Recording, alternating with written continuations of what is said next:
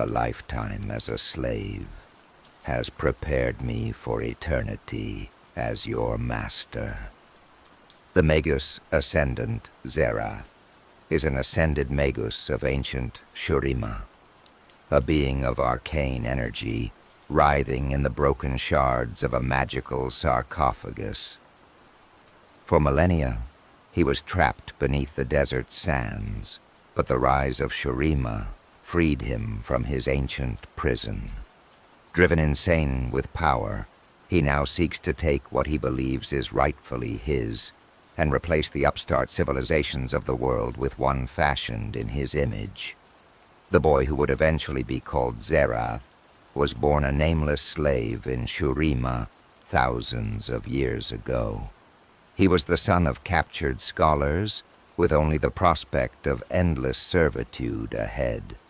His mother taught him letters and numbers, while his father told him tales from history in the hopes that such skills might allow him a better life. The boy vowed he would not end up bent-backed and whipped like every other slave. When the boy's father was crippled during the excavations for the foundations of a monument to the emperor's favorite horse, he was left to die at the site of the accident. Fearing her son would suffer a similar fate, the boy's mother begged an esteemed tomb architect to take him on as an apprentice. Though at first reluctant, the architect was impressed with the boy's eye for detail and innate understanding of mathematics and language, and accepted. The boy never saw his mother again. He was a swift learner, and his master dispatched him on errands to the great library of Nasus to retrieve specific texts and plans on an almost daily basis. On one trip, the boy met Azir, the least favored son of the emperor. Azir was struggling to read a difficult passage in an ancient text, and despite knowing that to talk to royalty was to invite death. The boy paused to help the young prince with its complex grammar.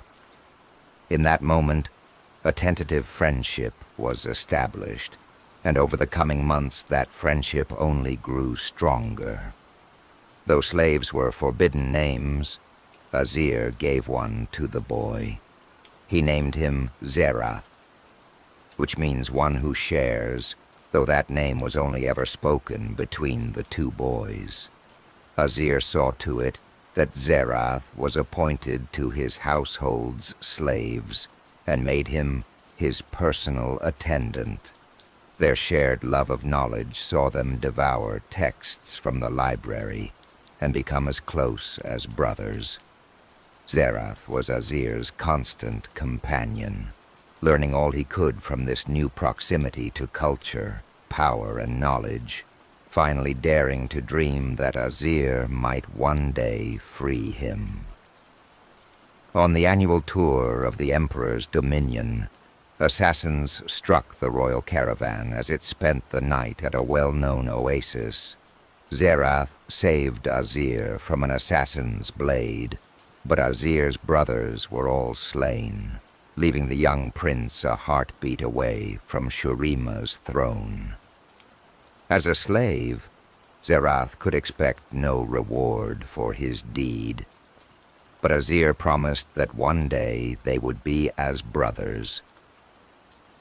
In the wake of the assassination attempt, Shurima endured years of horror and fear of the Emperor's retribution. Xerath knew enough of history and the workings of the Shuriman court to understand that Azir's life hung by the slenderest of threads. That he was heir to the throne meant nothing, for the Emperor hated Azir for living while his more beloved sons had died. Of more immediate danger, the Emperor's wife was still young enough to bear other children, and thus far she had borne many healthy sons. The odds were good that she would produce another male heir for her husband. And as soon as she did, Azir's life was forfeit. Though Azir was a scholar at heart, Xerath persuaded him that to survive, he must also learn to fight. This Azir did, and in return the young heir elevated Xerath, insisting he continue his education. Both youths excelled, and Xerath proved to be an exceptionally gifted pupil, one who took to the pursuit of knowledge with gusto. Xerath became Azir's confidant and right-hand man, a position unheard of for a mere slave. This position gave him great, and some said undue, influence over the young prince who came to rely on Xerath's judgment more each day. Xerath bent his every effort into seeking out knowledge wherever he could find it, no matter the cost, no matter its source. He unlocked long-sealed libraries, delved into forgotten vaults, and consulted with mystics entombed deep beneath the sands, all to further his knowledge and ambition, both of which grew with unchecked rapidity. Whenever the whispers around court that spoke of his delving into unsavory places grew too loud to ignore, he would find cunning means to silence them. That Azir never mentioned these whispers was, to Xerath, tacit approval of how he was keeping his emperor safe. Years passed, and Xerath took ever darker steps to keep the emperor's wife from carrying a child to term, using his nascent magical abilities to corrupt every infant in the womb. Without rivals to the throne, Azir would be safe. When rumors of a curse arose, Xerath ensured they were never spoken again, and ofttimes those who had voiced such suspicions vanished without trace. By now, Xerath's desire to escape his roots as a slave had become a burning ambition to achieve power of his own, though he justified every murderous act by telling himself he was doing it to keep his friend alive. Despite Xerath's best efforts to thwart the queen's midwives, a new prince of Shurima was brought into the world. But on the night of his birth, Xerath used his growing magical powers to summon the elemental spirits of the deep desert and craft a terrible storm. Xerath brought bolt after bolt of lightning down upon the queen's chambers, reducing it to burning rubble and killing the queen and her newborn son. The emperor rushed to his queen's chambers, only to be confronted by Xerath, his hands ablaze with arcane power. The emperor's guards attacked, but Xerath burned them and the emperor to cindered skeletons. Xerath ensured that the mages of a conquered territory were blamed for these deaths, and Azir's first act upon taking the throne was to lead a brutal campaign of retribution against its people. Azir was crowned Emperor of Shurima, with Xerath at his side, the boy who had once been a nameless slave. Xerath had long dreamed of this moment, and expected Azir to end slavery in Shurima before finally naming him brother. Azir did none of these things, continuing to expand his empire's borders and deflecting Xerath's overtures regarding the end of slavery. To Xerath, this was further proof of Shurima's moral bankruptcy, and he raged at Azir's breaking of his promise. Azir's face was thunderous as he reminded Xerath that he was a slave and should remember his place.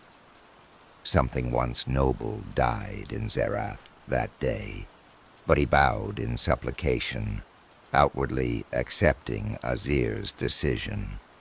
As Azir continued his campaigns of conquest, Xerath remained at his side, but his every action was carefully designed to increase his influence over a realm he now planned to take for himself.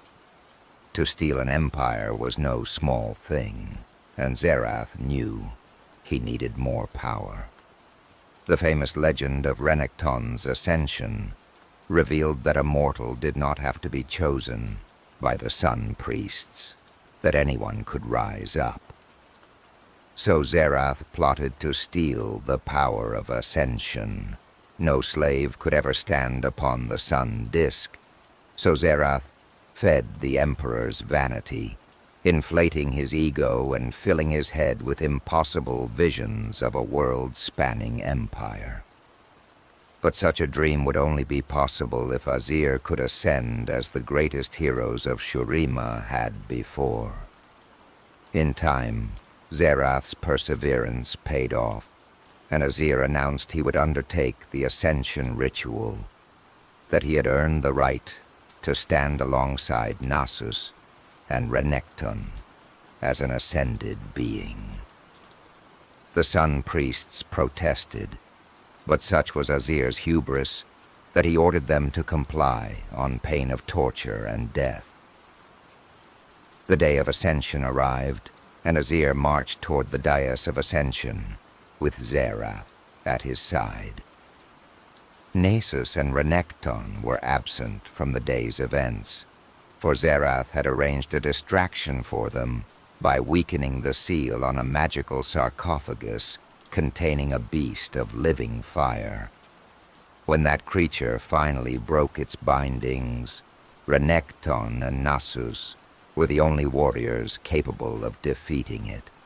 Thus, Xerath had stripped Azir of the only two beings who might save him from what was to come. Azir stood beneath the sun disk, and in the final moment before the priests began the ritual, events took a turn Xerath had not anticipated. The Emperor turned to Xerath and told him that he was now a free man. He and all Shurima's slaves were now released from their bonds of servitude. He embraced Xerath before naming him his eternal brother. Xerath was stunned. He had been given everything he desired, but the success of his plans hinged upon Azir's death, and nothing was going to dissuade him from acting. Too many pieces were in motion, and Xerath had already sacrificed too much to turn back now, no matter how much that part of him wanted to. The Emperor's words pierced the bitterness enclosing Xerath's heart, but came decades too late. Unaware of his peril, Azir turned as the priests began the ritual and brought down the awesome power of the sun. With a roar of anger and grief combined, Xerath blasted Azir from his place on the dais, watching through tears as his former friend burned to ash. Xerath took Azir's place, and the light of the sun filled him, reshaping his flesh into that of an ascended being. But the power of the ritual was not his to take, and the consequences of his betrayal of Azir were devastating.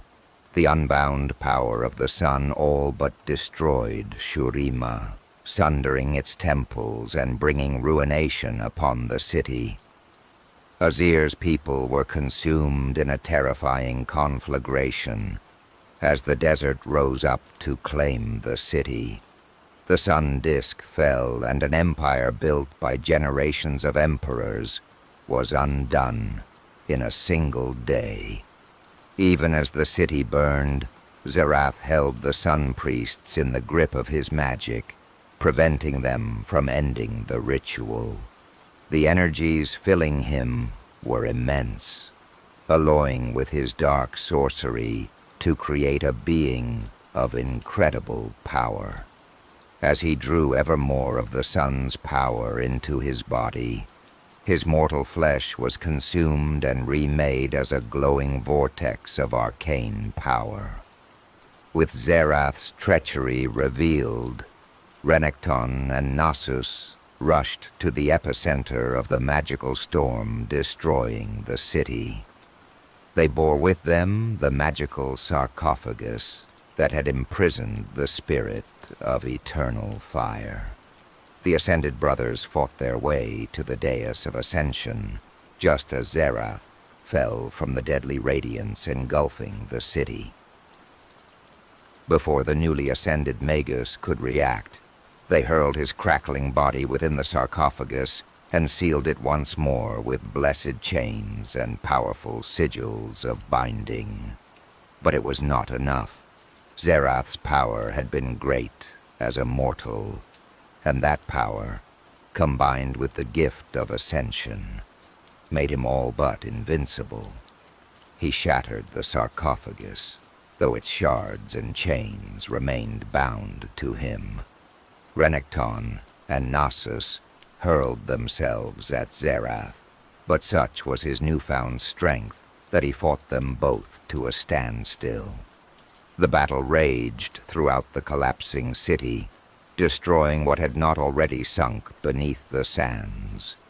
The brothers were able to drag Xerath toward the Tomb of Emperors, the greatest mausoleum of Shurima, a vault whose locks and wards were impossible to break, and which answered only to the blood of emperors. Renekton wrestled Xerath within, and called upon Nasus to seal the vault behind them. Nasus did so with heavy heart, knowing it was the only way to prevent Xerath's escape. Renekton and Xerath fell into eternal darkness, and there they remained, locked in an endless battle as the once great civilization of Shurima collapsed. Uncounted centuries passed, and, in time, even Renekton's mighty strength waned, leaving him vulnerable to Xerath's influence. With poisoned lies and illusions, Xerath twisted Renekton's mind, filling him with misplaced bitterness toward Nasus, the faithless brother who had, in Xerath's fictive narrative, abandoned him so long ago. When the Tomb of Emperors was finally discovered beneath the desert and broken open by Severe and Cassiopeia, both Xerath and Renekton were freed in an explosion of sand and rubble. Sensing his brother still lived, Renekton charged from the ruins, his distorted mind leaving him little better than a savage beast. After an age lost to legend, Shurima was reborn, and as it rose majestically from the desert, Xerath felt another soul return to life beneath the sand, one he had thought long dead. Azir was also newly resurrected as one of the Ascended, and Xerath knew there could be no peace for either of them while the other yet lived. Xerath sought the heart of the desert to regain his strength and understand how the world had changed in the millennia since his imprisonment. His stolen power grew with every passing moment, and he beheld a world ripe for conquest, a world brimming with mortals ready to worship at the feet of a new and terrible god. Yet for all his newfound power, however far he has come from that nameless slave boy, a part of Xerath knows he is still in chains. Unbound. This was the moment, the singular moment that had cost him so much, that had taken a lifetime of planning. A corrupt empire and its strutting princeling would be struck down under the blankly idiotic sun symbol they both so trusted.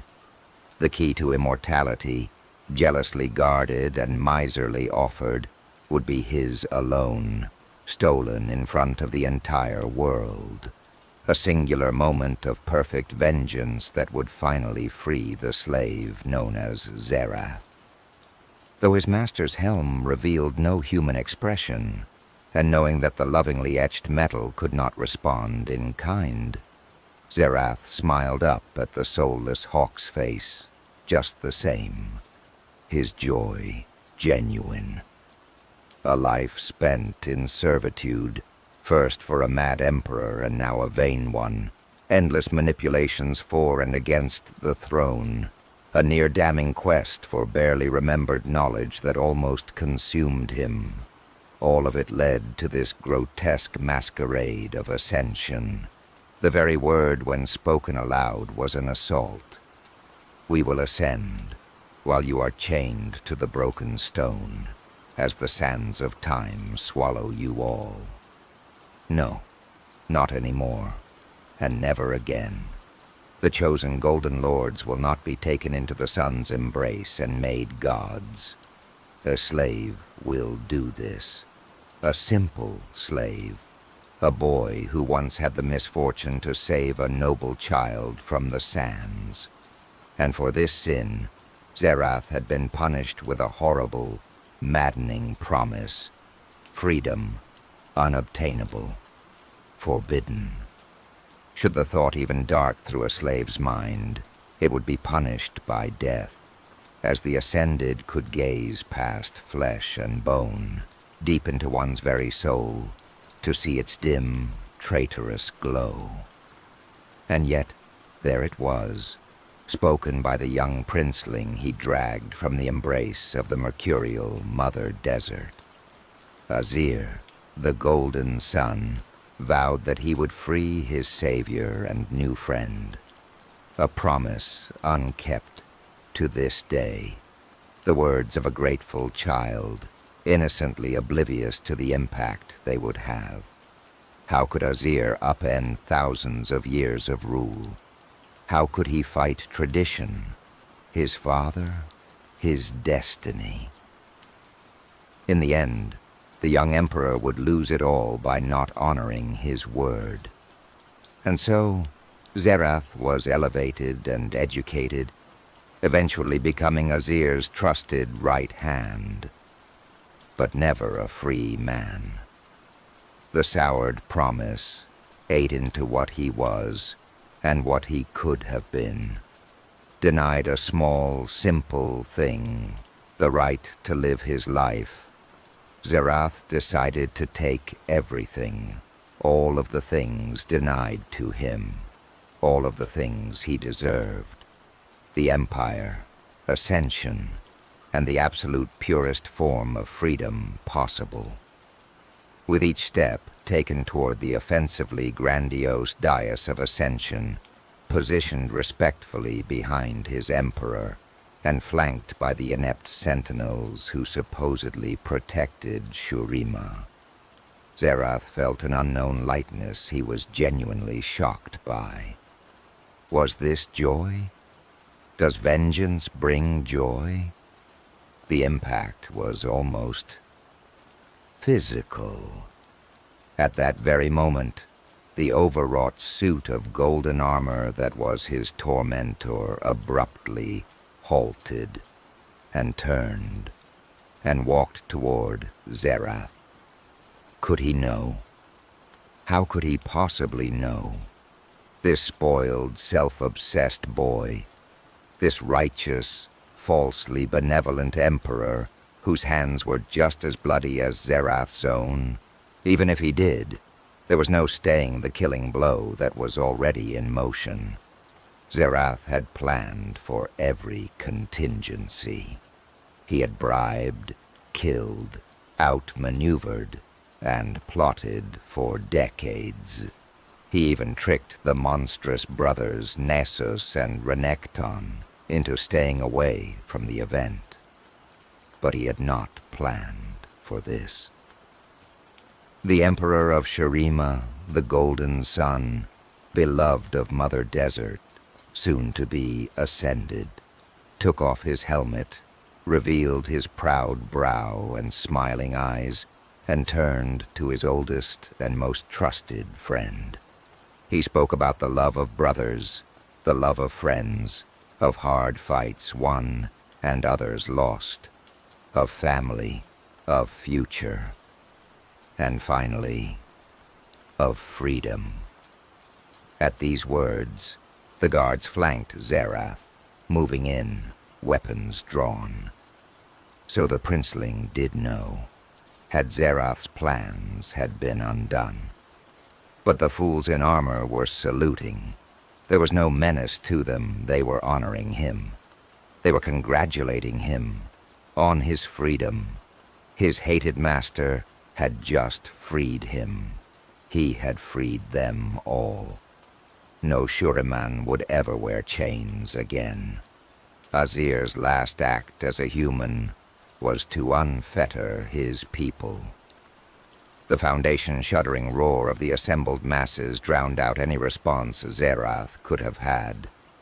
Azir donned his helmet and strode out onto the dais, his attendants preparing him for the godhood that would never come. Xerath stood in the shadow of the monolithic sun disk, knowing that an empire-destroying doom was but seconds away. Too late, friend. Too late, brother. Far too late for us all.